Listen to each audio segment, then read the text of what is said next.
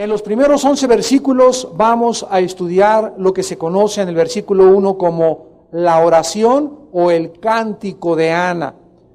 Porque además de esta oración, ¿verdad? Hay 3 otras oraciones cánticos, que son el cántico de Débora en Jueces capítulo 5, los cánticos de Moisés y de Miriam en Éxodo 15 y en Deuteronomio 32, y el cántico de David en 2 de Samuel capítulo 22.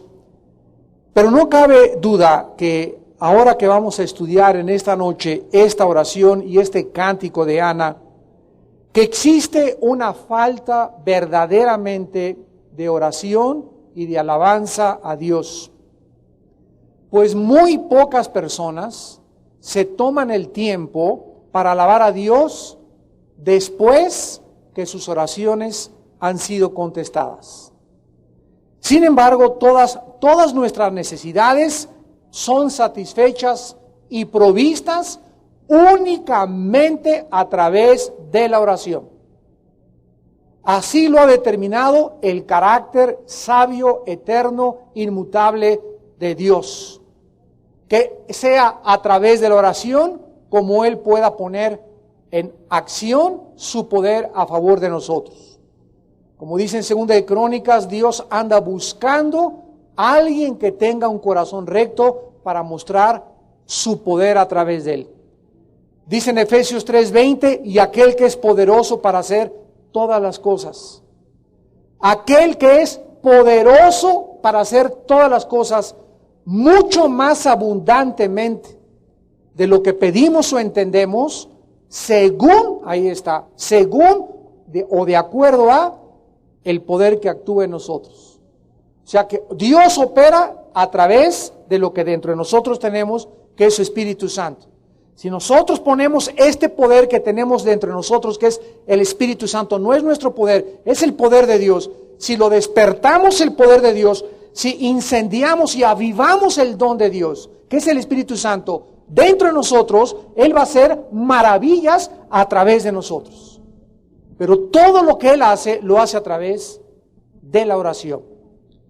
No importa las necesidades que tengas o que tenga yo, pueden ser temores, angustias, inseguridad, depresiones, enfermedades, hambre, divorcio, etcétera. Dios promete ayudarnos y darnos la sabiduría para todas las aflicciones, problemas y tribulaciones que atravesamos en esta corta vida que tenemos. En el Salmo 28, versículos 6 y 7, dijo David: bendito sea Jehová que oyó la voz de mis ruegos. Vean ustedes que David bendice a Dios como consecuencia de sus oraciones contestadas. Jehová es mi fortaleza y mi escudo, en Él confió mi corazón y fui ayudado. En Él confió mi corazón y fui ayudado. O sea, si descansamos en Él, si nos acostamos y dormimos bien, y no así, y que mañana, y no sé qué voy a hacer, y este y el otro, y ya perdí el piso, y ya no sé a quién recurrir, y pastillas tranquilizantes, o un trago, o una aventura sexual extramarital, etcétera, etcétera, es un síntoma, una manifestación que hemos abandonado nuestra confianza en Dios. En Él confió mi corazón y fui ayudado. Dios respalda a todo aquel que le mira, y al que le mire es alumbrado, y los que miraron a Él nunca serán avergonzados. Por lo que se gozó mi corazón, y con mi cántico le alabaré. Vemos pues que David era una persona que ponía en práctica lo que vamos a estudiar acerca de Ana en esta noche. Y en el Salmo 34 también, versículo 6, David escribe algo parecido. Salmo 34, 6. Este pobre clamó y le oyó Jehová y lo libró de todas sus angustias. ¿Qué es lo que nos quita la paz, amados santos? ¿Qué es lo que nos quita la tranquilidad? La angustia. ¿Qué es la angustia? Es una experiencia emocional donde nos sentimos que algo no va a ser. ¿Y qué voy a hacer si no encuentro trabajo? ¿Y qué voy a hacer si veo a mi esposo? ¿Y qué voy a hacer si mañana no amanezco? ¿Y qué voy a hacer si me da esta enfermedad? ¿Y qué voy a hacer si no me caso? Y todas estas presiones que entran dentro del alma para robarnos nuestra paz, para robarnos nuestro gozo, nuestra quietud y nuestra tranquilidad, se llaman angustias. El apóstol Pedro dijo en su primera carta del Nuevo Testamento, echando toda nuestra ansiedad sobre Él, porque Él tiene cuidado de nosotros. Y cuando tú vienes a Dios en oración y le dices, Padre, mi hijo, Padre, mi hija, Padre, mi esposo, Padre, mi trabajo, Padre, esto o aquello, estás dejándole la carga, y después de orar, te vas a levantar fresca como una lechuga, te vas a dormir como un bebé. ¿Por qué? Porque ya no es asunto nuestro si el hijo regresa, si no regresa, si la esposa, si esto y el otro. Ya se lo dejamos a Dios. Tenemos que confiar que Dios va a entrar en acción de alguna forma, y ahora a nosotros solo nos queda esperar. Pero esperar tranquilos, esperar confiados que Él contestó la oración y de alguna forma va a actuar. Pero hay un problema, no todas las personas creen en las promesas de Dios. No creen que Dios contesta la oración, por lo que no existe en sus vidas ni alabanza, ni gratitud, ni gozo, ni adoración cuando tienen respuestas de Dios.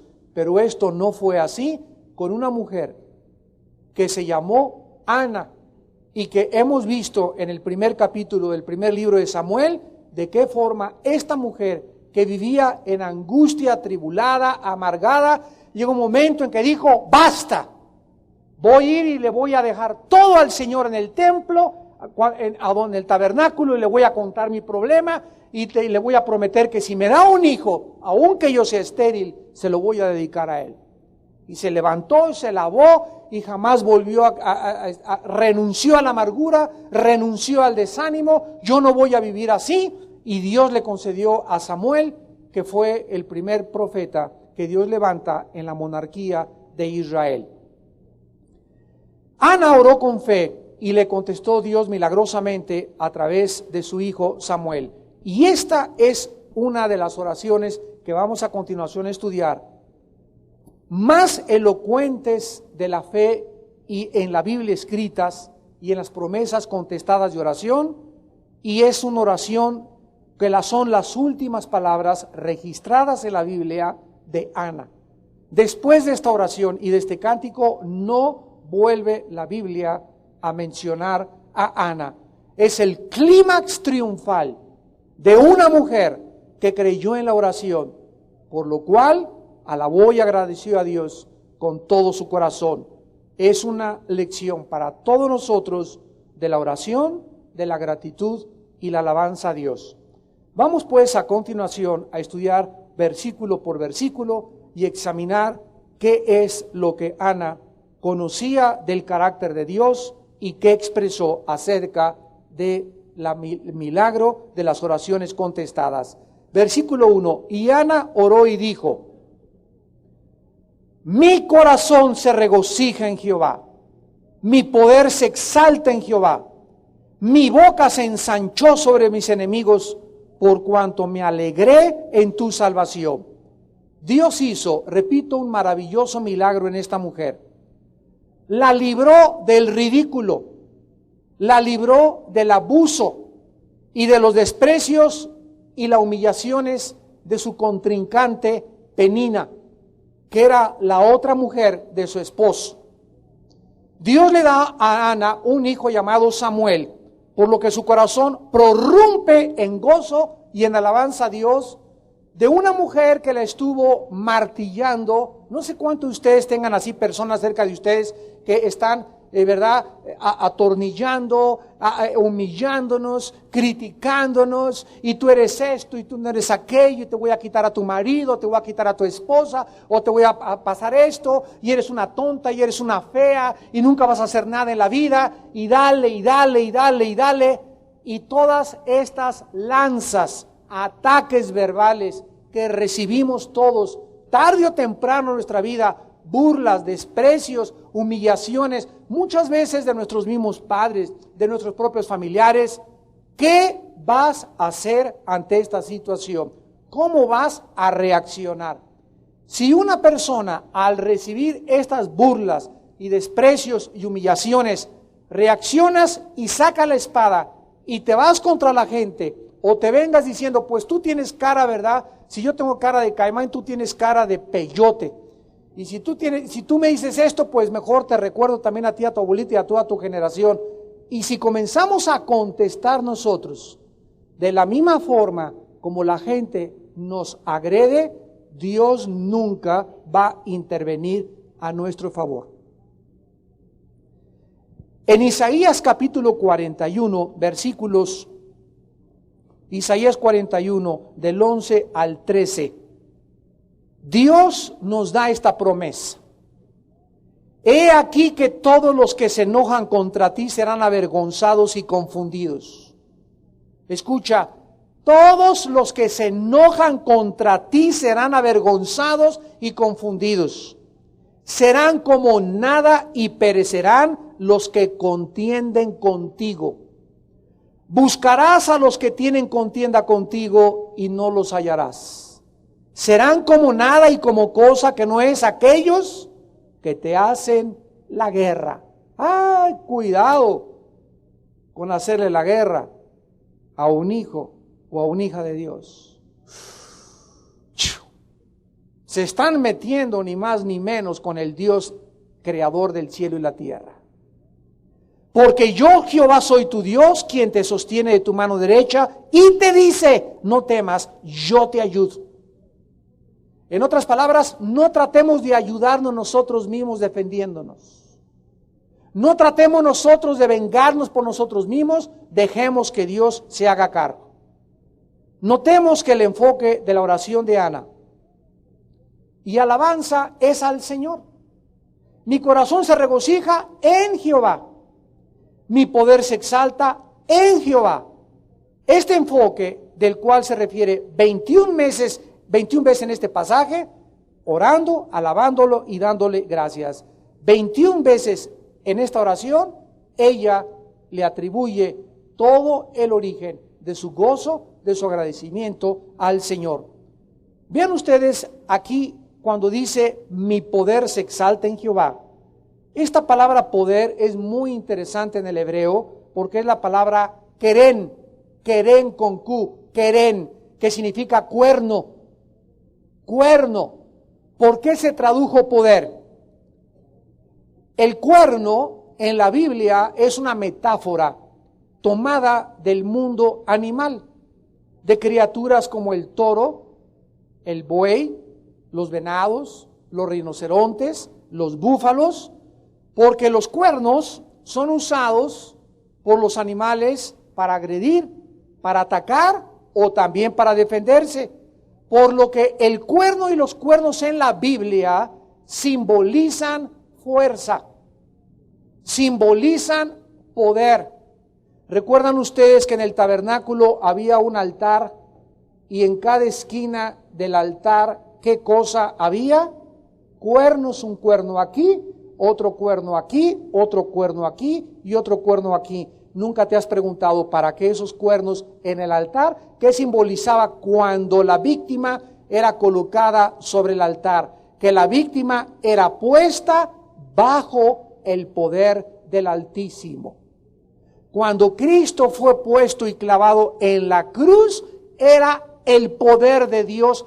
Pero ¿cómo el poder de Dios detrás de esa masacre humana que hicieron y detrás de ese guiñapo humano del que convirtieron a Cristo? ¿Cómo podemos nosotros deducir que el poder de Dios se encontraba detrás de esa tragedia? Pues precisamente lo necio de Dios escogió Dios para avergonzar a los fuertes.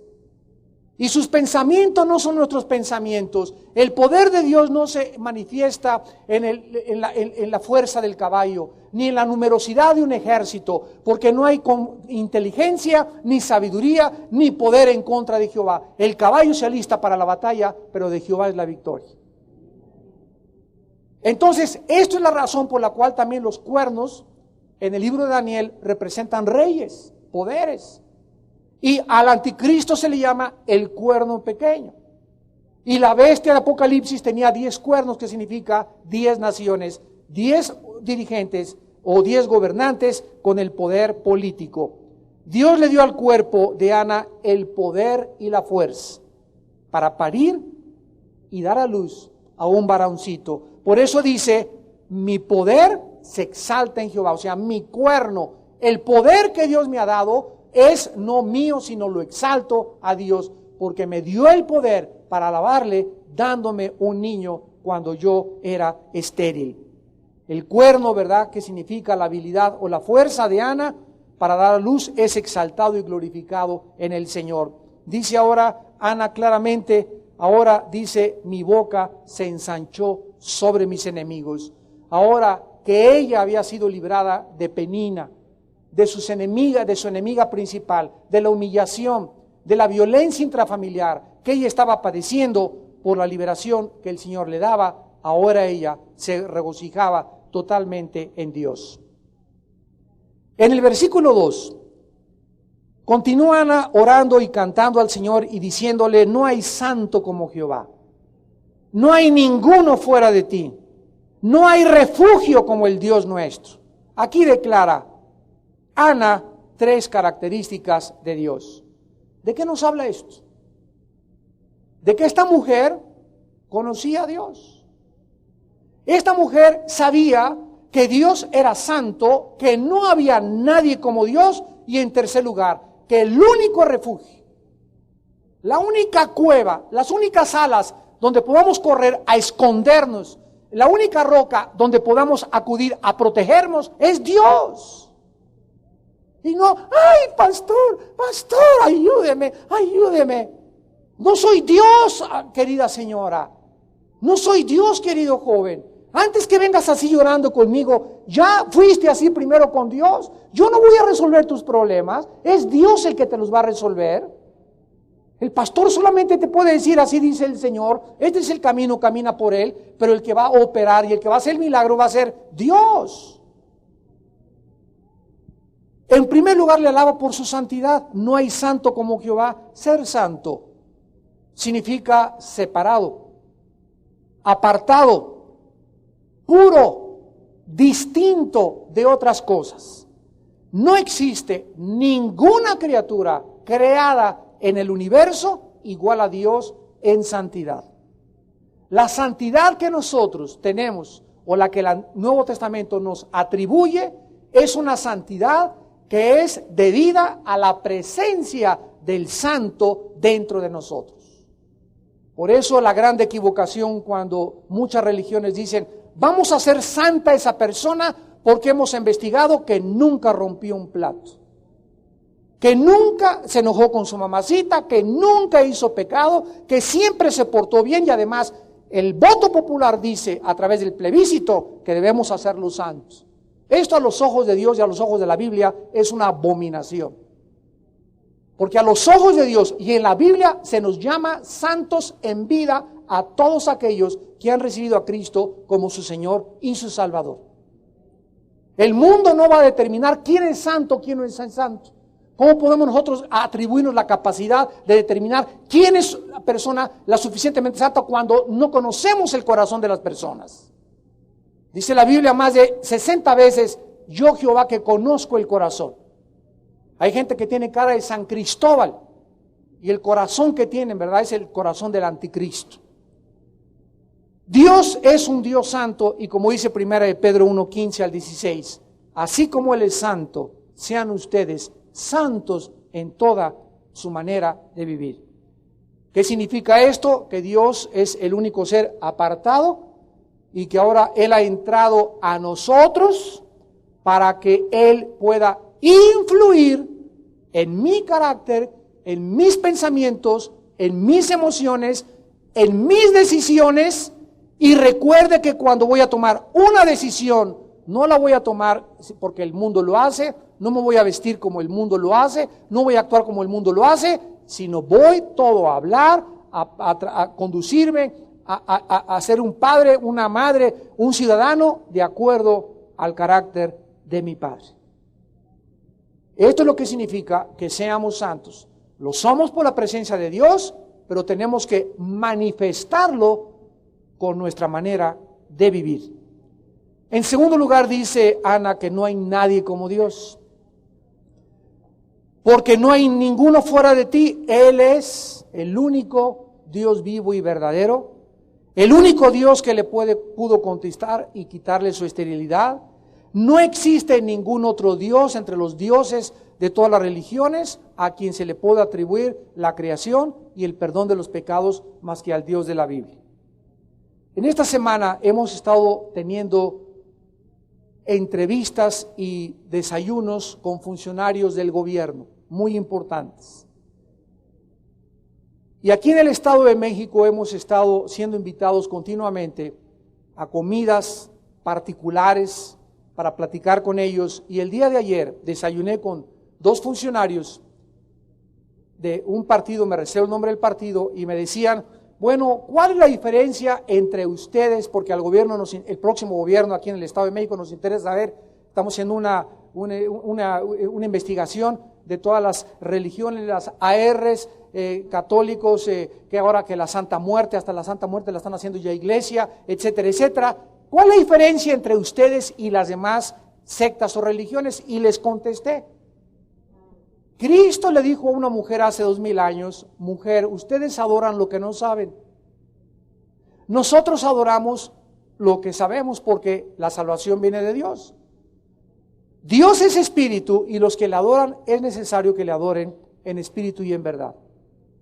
Le dije, la diferencia entre el cristianismo y todas las religiones, sin ninguna excepción, llámense sectas, iglesias, religiones, como les quieran llamar, la diferencia es una, y esto hace del cristianismo un sistema de pensamiento único, peculiar y diferente de todos los demás sistemas de pensamientos que predominan como los factores comunes denominadores de las demás religiones. Todas las religiones le dicen al ser humano, haz algo para salvarte. Pórtate bien para salvarte. Únete a esa religión y todas las religiones llevan a Dios. Y en segundo lugar, haz sacrificios. Y por eso se chicotean, se van de rodillas, se acuestan, hacen votos de celibato, etcétera, etcétera. Obras, obras, obras, obras, obras. El cristianismo, como no es un fruto del pensamiento de los seres humanos, se caracteriza porque los pensamientos de Dios no son nuestros pensamientos. Y baja del cielo Jesucristo a la tierra para decirnos, entren al cielo a través de la fe. Dios nos regala la salvación sin hacer absolutamente nada más que creer en lo que Él hizo. Dios baja del cielo no para decirnos, quiero que hagan. El cristianismo dice, yo ya hice. Las religiones dicen, hagan. Dios dice, yo ya lo hice en el lugar de ustedes. Crean lo que hice en la cruz del Calvario, invitan a mi Hijo Jesucristo a su vida como su Señor y Salvador, y entonces yo entro a tu vida, y entonces yo voy a producir en tu vida buenas obras. Pero las buenas obras que los cristianos tenemos que hacer no son para poder salvarnos, sino son el fruto y el resultado de nuestra salvación, que es una grande diferencia. Claro que nadie puede decir, bueno, que nada más creer y ya, no, es que la fe sin obras es muerta. Si tú dices que creíste, dice Santiago, y con tu vida no manifiestas buenas obras, tu fe es la fe de los demonios. Pero la Biblia nos ofrece la salvación y el perdón de los pecados a través de la muerte y la resurrección de su Hijo Jesucristo. No hay nadie como nuestro Dios. Dice en 2 de Samuel capítulo 7 versículo 22, por tanto tú te has engrandecido, Jehová Dios, por cuanto no hay como tú, ni hay Dios fuera de ti, conforme a todo lo que hemos oído con nuestros oídos. En Isaías capítulo 40 versículo 18, la Biblia dice, Isaías 40 versículo 18, ¿a qué pues haréis semejante a Dios? ¿O qué imagen le compondréis? Isaías 43 del 10 al 11. Vosotros sois mis testigos, dice Jehová y mi siervo que yo escogí, para que me conozcáis y creáis y entendáis que yo mismo soy. Antes de mí no fue formado Dios, ni lo será después de mí. Yo Jehová, y fuera de mí no hay quien salve.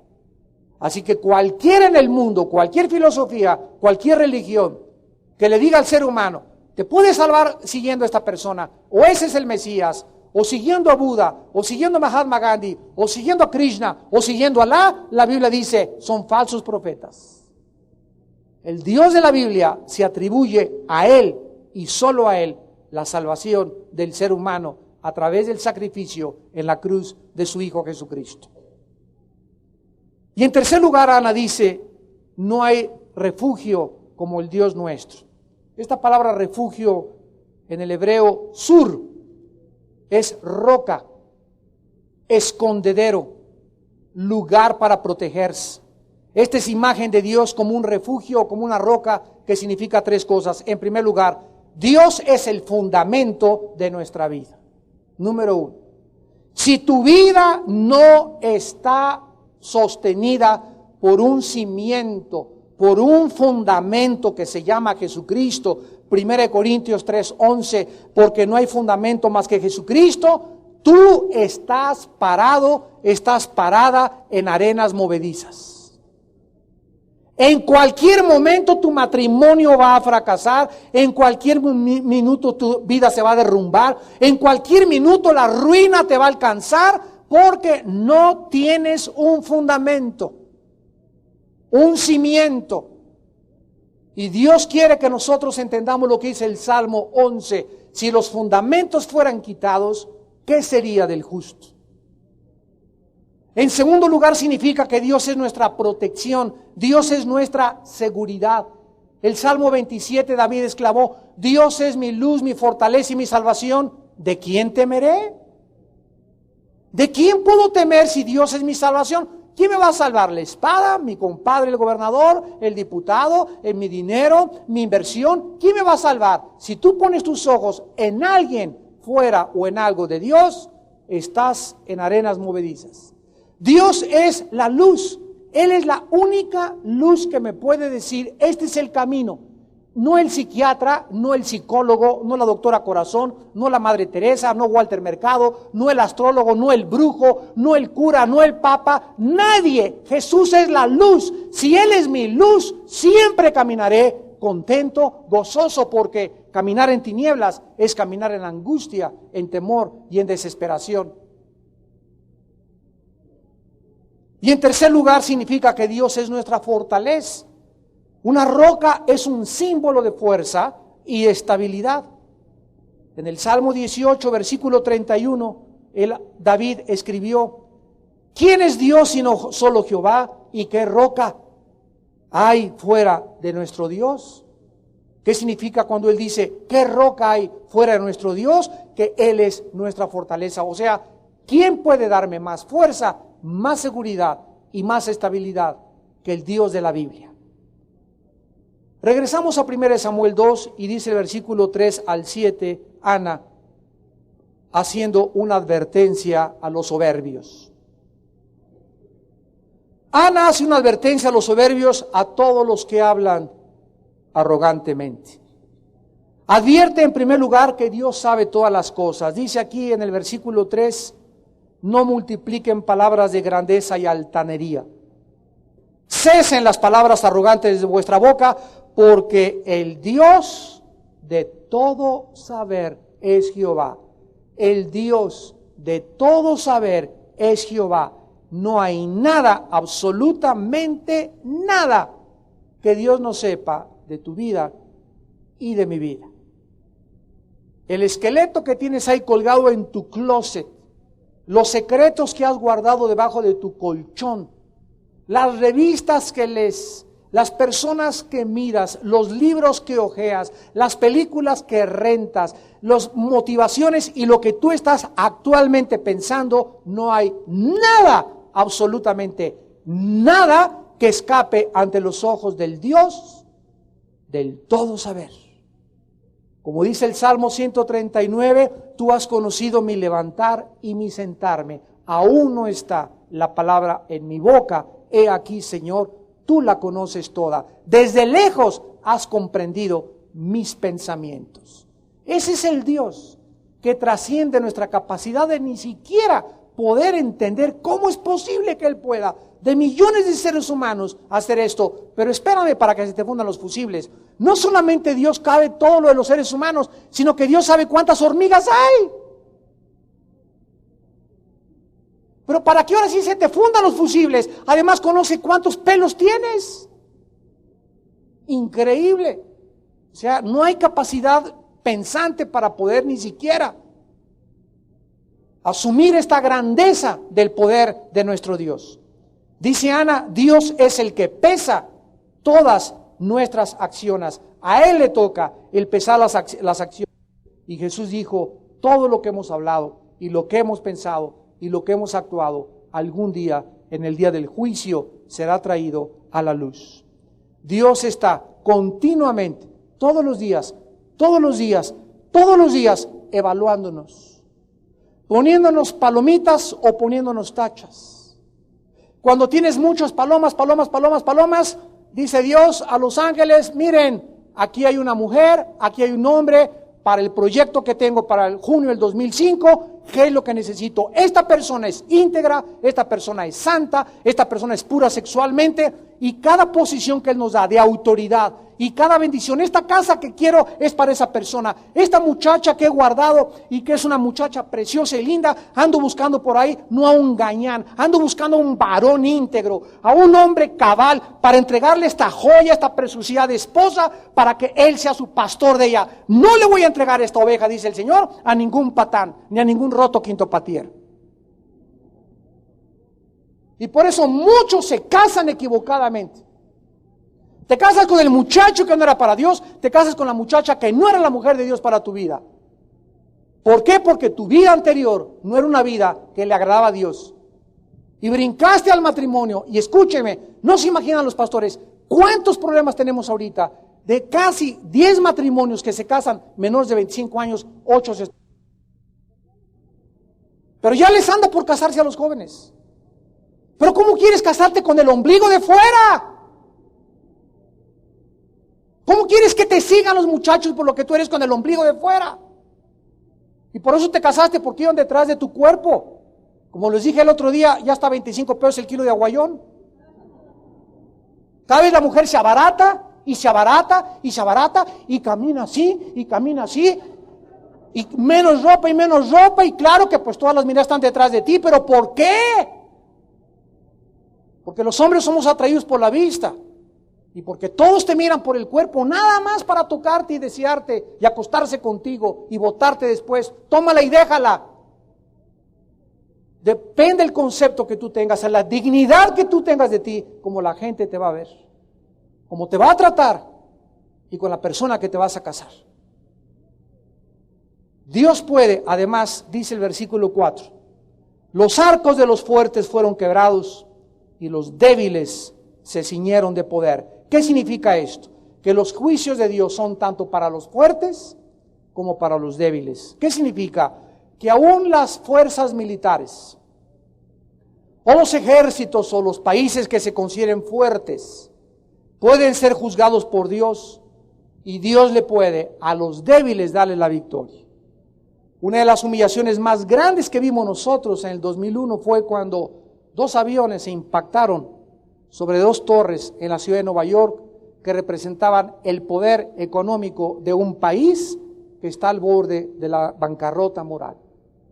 Y que tiene el mejor ejército, los mejores sistemas de inteligencia, de servicio secreto de la FBI, de inteligencia militar, de satélites, y fue una humillación tremenda que se hayan metido por debajo de la casa y hayan causado el daño que causaron en el país más poderoso militarmente del mundo, que era solamente un aviso del cielo: humíllense. Porque si han llegado a ser el país más poderoso del mundo, no es por vuestra grandeza ni por vuestra inteligencia, sino por pura gracia. Dios puede debilitar igual a cualquier cuerpo humano, así como Él puede humillar a las naciones. Dios resiste a los soberbios, da gracia a los humildes, y en cualquier momento Dios puede permitir que nos enfermemos, que nos debilitemos, que pueda sufrir un accidente o que la vejez venga de forma prematura si sigues con tus papitas fritas y tu Coca-Cola diaria. Dios puede hacer también que los grandes ejércitos, los imperios y gobiernos se colapsen a través de intrigas, traiciones, ataques sorpresa, golpes de estado, sobreconfianza, desarme y de muchas otras maneras. Dios es Dios y Dios está gobernando en el universo. Él sigue reinando en los cielos. Dice en Isaías 41 que Él hace a las naciones como el viento y como el humo. Y que a los reyes los humilla y aplasta a los soberbios. Pero también Dios puede hacer a los débiles fuertes. Dice Ana, y los débiles se ciñeron de poder. Dios puede levantarte de tu enfermedad. Dios puede sanarte milagrosamente. Dios puede tomar a una persona que ha sido vituperada, calumniada, perseguida y despreciada, y lo puede levantar de las cenizas, porque Él levanta al pobre y al menesteroso del suelo y los puede exhibir como trofeos, y los que estaban caídos están levantados, y los que estaban arriba los puede humillar. Este es el conocimiento que Ana tenía del Dios que le dio un hijo. Los juicios de Dios, además dice el versículo 5, pueden ser revertidos a los saciados y a los hambrientos. Los saciados se alquilaron por pan. Los hambrientos dejaron de tener hambre. Hasta la estéril ha dado a luz a 7 y la que tenía muchos hijos languidez. ¿Qué significa? Que si a alguna persona le sobra la comida algún día, Dios puede hacer de repente que todo te falte. Aquellos que habían estado saciados se pueden comenzar a alquilarse por pan. Comienzan inclusive a pedir prestado. Todo aquello que creamos que nos puede dar confianza en el futuro, Dios puede hacer cambiar nuestras circunstancias, porque Dios nos quita de repente y convierte en polilla lo que más amamos. Puede cambiar nuestras circunstancias, puede cambiar nuestra vida, tu matrimonio. De repente puedes haber estado casado con un hombre feliz, con una mujer feliz, y ahí está con tu adulterio, con tu carnalidad. De repente todo eso te lo puede quitar Dios y quedarte sin el esposo, quedarte sin la esposa, por esa chamaca, por ese chamaco. ¿Y todo por qué? Por el pecado, porque creíste que puede durar y las cosas no duran. Dios así nos quita de la noche a la mañana lo que más amamos. Y tenemos que estar nosotros conscientes de estas verdades que Ana expresa conociendo a Dios. Dios puede cambiar también cualquier circunstancia de una mujer estéril. Dice aquí, hasta la estéril ha dado a luz 7 para hacerla fértil. Y también Dios puede enfermar a la que tiene muchos hijos, a la orgullosa, y la que tenía muchos hijos languidece. Miren nada más el conocimiento que Ana tenía acerca del Dios que estaba sirviendo. Además, los juicios de Dios, versículo 6, revierten también en la muerte y en la vida. Jehová mata y Él da vida. Él hace descender al Seol y Él hace subir. Dios es soberano, gobernando a todas las criaturas del universo. Él es Señor sobre la vida y sobre la muerte. En cualquier minuto es Dios el que puede, ahorita, saliendo aquí de la iglesia, decir, no vives un minuto más en este planeta. Seas diputado, seas gobernador, seas magistrado, seas gerente, seas empleado, seas niño, seas muchacha, estés en la plenitud de tu juventud, en cualquier momento Dios es el que determina cuándo perdemos el derecho de seguir viviendo. Además, los juicios de Dios también revierten a pobres y ricos. Dice el 7 y el 8. Jehová empobrece y Él enriquece. Abate y enaltece. Él levanta del polvo al pobre. Del muladar exalta al menesteroso, para hacerle sentarse con príncipes y heredar un sitio de honor. Porque de Jehová son las columnas de la tierra y Él afirmó sobre ellas el mundo. Dios puede quitarle, como hemos visto, de la noche a la mañana las riquezas. Te puede quitar lo que más querías, lo que más apreciabas. Tu jarrón chino te lo pueden romper en cualquier momento. tu coche precioso y lindo, tu moto preciosa y linda, tu casa, tu esposa, un hijo, en cualquier momento, todo aquello en lo cual nosotros ponemos toda nuestra confianza y se convierte en un ídolo, y por ese objeto, por esa persona, nos comenzamos a olvidar de Dios. ¿Qué va a hacer Dios? Va a tener que entrar en acción para quitarte eso, porque Él anhela que nuestros afectos sean en Él. ¿Y por qué le quiere quitar Dios eso? Porque Él sabe que si sigues aferrándote a eso, eso te va a hacer sufrir, porque no lo vas a tener siempre. Por eso, Él conoce mucho más allá de lo que nosotros a una relación inmediata nos puede convenir. Él es un Dios que trabaja a largo plazo, que sabe a la larga lo que nos va a beneficiar, y si a la larga eso no nos va a beneficiar, nos lo quita. ¿Por qué? Porque Él es Dios, y si dio a su Hijo, y si su voluntad para nosotros es buena, agradable y perfecta, como dice Romanos 12:2, ¿cómo entonces podemos nosotros creer que debemos desconfiar de su bondad, de su poder y de su infinita fidelidad? Su amor para nosotros es un amor eterno. Y finalmente, dice el versículo del 8 al 11, que Ana predice el futuro con varias verdades maravillosas. Él levanta del polvo al pobre y del muladar exalta al menesteroso, a todas esas personas que estaban en algún día en su vida caídas, sin trabajo, volteas, y de repente ya ves que esa persona es alguien que ha sido levantada.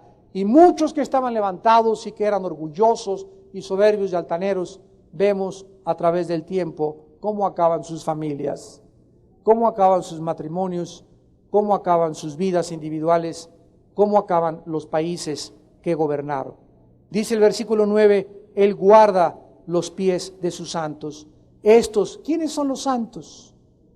Aquí particularmente son los consagrados, los que se han apartado de las contaminaciones del mundo, los fieles, los que le aman, los devotos, los misericordiosos, los puros sexualmente. Un santo, de acuerdo como lo vamos a leer, es una persona no solamente que ha recibido a Cristo, sino que como ha recibido a Cristo, ha hecho un pacto, una promesa de amar y obedecer a Dios.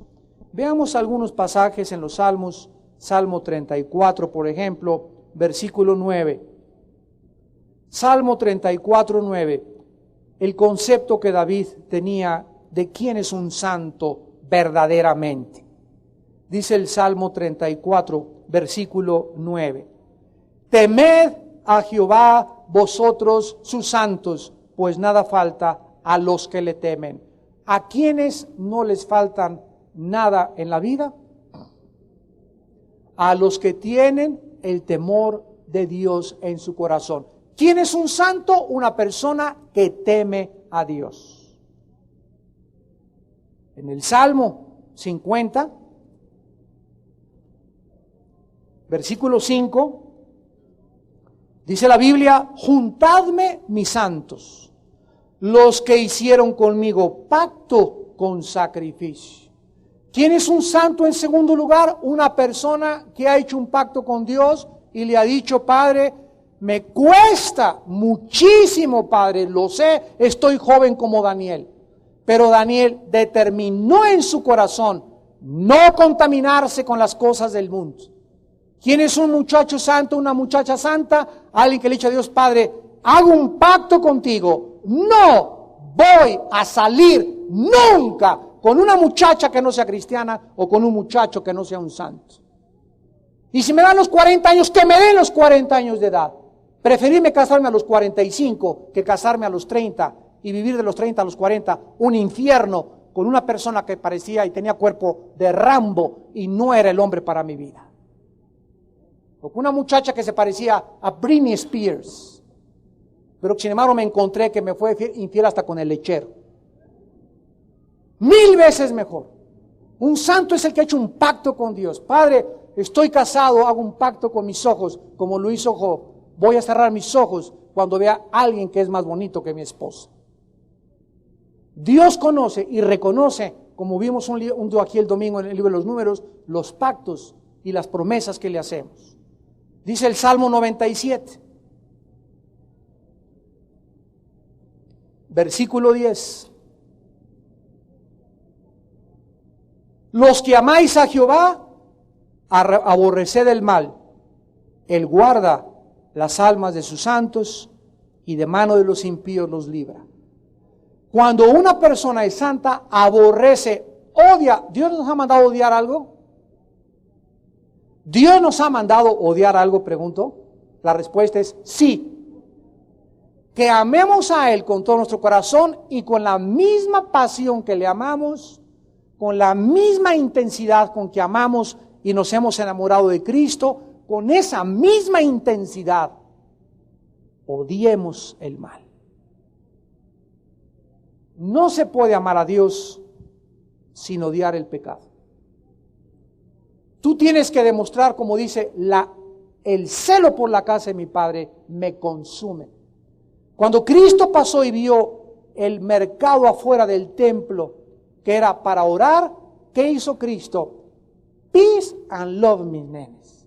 Mis chiquilines, sálganse de ahí. No sean malitos, mis nenes, pórtense bien. Eso hizo Jesús. ¿Qué hubiera pasado si hubieran estado los fotógrafos de los periódicos? Cuando Cristo agarró un látigo y ¡bum! Y ¡tum! Y ¡tum! ¿Qué cara tenía? ¿Usted cree que estaba riendo Jesús? En ese momento en su cara había una cara de ira. Y era una ira santa, porque la motivación para hacer eso era el celo de las cosas de Dios. Él estaba aborreciendo con pasión, combatiendo el mal. La profanación en la casa de su padre. Pero si lo hubieran retratado en ese momento, los periodistas hubieran dicho, ese es el que se dice el Mesías. No que Dios es peace and love y misericordia y fidelidad. ¿Se dan cuenta el concepto tan equivocado que la gente tiene de Dios? El otro día nos encontramos a una hermana en un centro comercial y les contaba, se aventó su chiquitlina y estaba en el suelo y vuelta, parecía pirinola, y el niño vuelta y vuelta, hasta el pañal se le había salido, hay como 3 años el chamaquito, y la señora estaba con otra hermana y después nos platicaron, ahí viene el pastor y su esposa, ¿cómo está, pastor? Y el niño, y le digo, hermana, ¿por qué no lo agarra, lo levanta, lo mete al baño y le pone 3 duras, pero bien duras en las pompis? Ay, hermano, es que si me enojo van a creer que soy carnal. Le digo, hermana, enojarse por el mal. Usted tiene que odiar esos berrinches de su hijo y usted tiene que estar motivada por un celo santo de Dios. Y usted sabe que la Biblia dice, el que detiene al castigo a su hijo aborrece. Así que permitir que un niño se te tire y se te prive, te haga berrinches y ahí lo dejas, realmente, dice Dios, lo odias. Porque ese niño va a crecer creyendo que se tiene que salir con su voluntad siempre.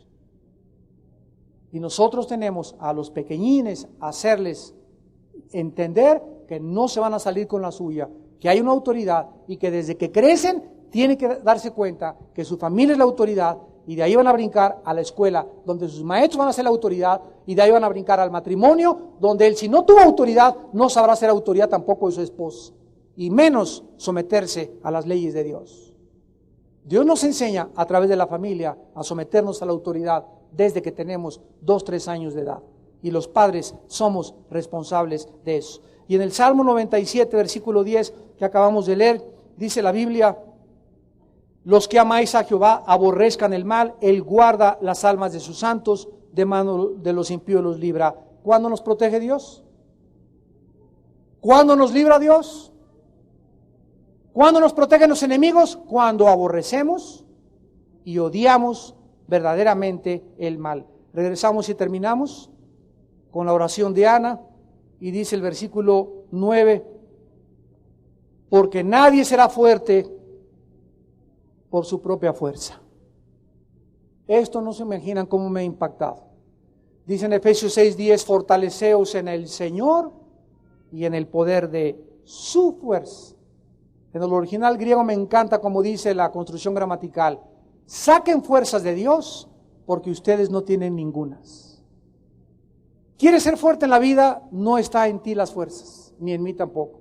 ¿Quieres ser fuerte para aguantar la muerte de un ser querido? ¿Quieres ser fuerte para aguantar quedarte sin trabajo?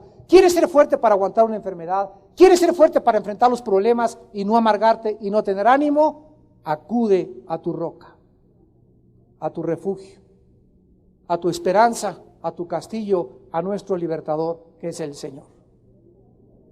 Aprende y desarrolla el bendito hábito de sacar fuerzas de Dios. Somos tan débiles, tan frágiles. ¿Cuántas veces caemos y llegamos a nuestra casa? Yo a veces llego a mi casa y lo único que puedo hacer es caer de rodillas. Padre, ya no puedo. Emocionalmente, físicamente estoy exhausto. Emocionalmente estoy deprimido, estoy en depresión. Espiritualmente no quiero ni orar, Padre. Todo ahorita me siento que no quiero saber nada.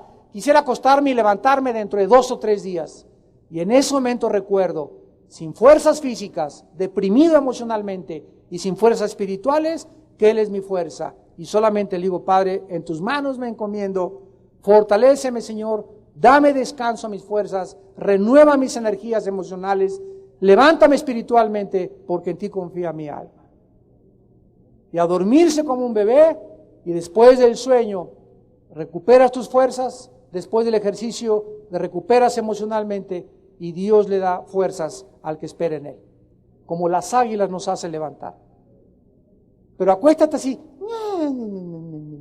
y todo deprimido, y ya no puedo, y el otro, y ya está harto, y se te olvida que tu hartura, tu angustia, tu desesperanza, hay alguien que te esté esperando para poder quitártela al acostarte a ti, así, en incredulidad, te levantas peor. ¿Por qué? Porque no crees en la incredulidad que Dios puede renovarte y darte fuerzas para seguir viviendo para Él. Dice el versículo 9:10, delante de Jehová serán quebrados sus adversarios y sobre ellos tronará desde los cielos. Jehová juzgará los confines de la tierra, dará poder a su rey, y miren lo que dice Ana, y exaltará el poderío, otra vez es Querem, el cuerno de su ungido. Ana conocía y sabía de la promesa dada a Abraham, que de la semilla de Abraham vendría un Mesías. Dios juzgará a los malos y a los que viven en tinieblas. Los impíos serán silenciados, en las tinieblas serán cegados. No podrán ver su camino a través de la vida, por lo que los impíos en esta vida nunca saben en qué tropiezan. ¿Es así tu vida? ¿Eres una persona que vas de un novio al otro novio, de una película a la otra, de un cigarro a la otra, de un bar al otro, de un hombre al otro, así toda tu vida? Ya tienes 40, 50, 60 años de edad y sigues tropezando y sigues tropezando. ¿Por qué? Cuando hay una luz esperándote dirigir tu vida, cuando hay una fuerza que te quiere decir que te quiere levantar y te tiene que fortalecer. ¿Por qué? Porque te has aferrado a tu incredulidad. No has creído que Dios, como Ana lo creyó, es poderoso. No has querido esperar en Él. Tu impaciencia te ha llevado a cometer errores muy graves en tu vida, de los cuales ahora te estás lamentando. Pero ya basta. En esta noche tú tienes que creer a Dios.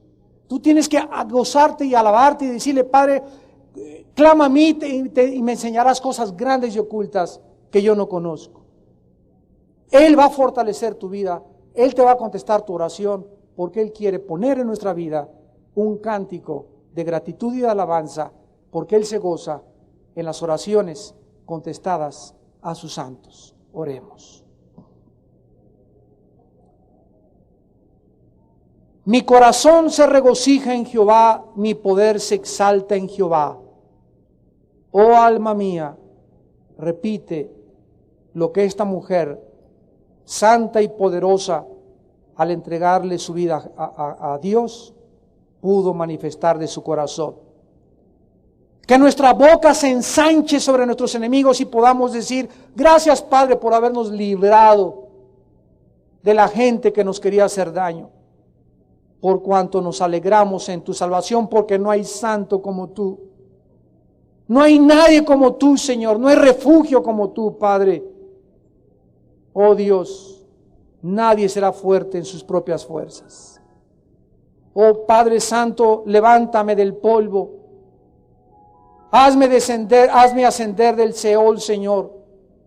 Enaltece mi vida, Padre Santo, para alabarte. Levántame del menesterio donde yo me encuentro y hazme sentar con príncipes. Guarda mis pies, Padre. Quiero ser fuerte en ti. Quiero que tú truenes sobre mis adversarios, porque le has dado poder a tu Rey y tú exaltas a Jesús, tu Hijo, a través de mi vida de santidad. Este pobre clamó a Jehová y le libró de todas sus angustias, porque Él es el Dios que anhela librarnos de nuestras angustias. Él nos manda: por nada estén afanosos, hijos míos, que no haya nada que perturbe tu paz interior. No permitas que las vicisitudes, las presiones de la vida, morales, económicas, te roben tu paz. Yo estoy contigo para ayudarte. Yo estoy contigo para fortalecerte. Yo soy tu roca, tu castillo, tu refugio. Ven, hijo. Ven, hija mía, dice el Señor. Y como los pollitos se guarecen y se esconden debajo de las alas de la gallina, vengan y escóndanse debajo de mis alas, hijos, hijas mías. Porque el que habita al abrigo del Altísimo morará bajo la sombra del Omnipotente. Díganme: mi castillo, mi Dios, mi libertador eres tú. Vana es la ayuda del hombre. No confiéis en príncipes ni en gobernantes. Yo Jehová, y fuera de mí no hay quien salve. Yo soy Jehová, que te sostengo de tu mano derecha y te digo: no tengas miedo. Nunca te dejaré, nunca te desampararé. Confía en mis promesas, espera en ellas y yo haré. Gracias por tu palabra. Gracias. En esta noche hay personas también por la televisión que nos ven, que no tienen todavía a Jesucristo como su roca, como su luz, como su salvación. ¿Por qué en esta noche, en la que el Espíritu Santo ha usado la Biblia para hablarte a tu corazón, por qué no te vuelves a Él en este momento, con todas las fuerzas de tu alma? En esta noche que Dios te habla, no te endurezcas.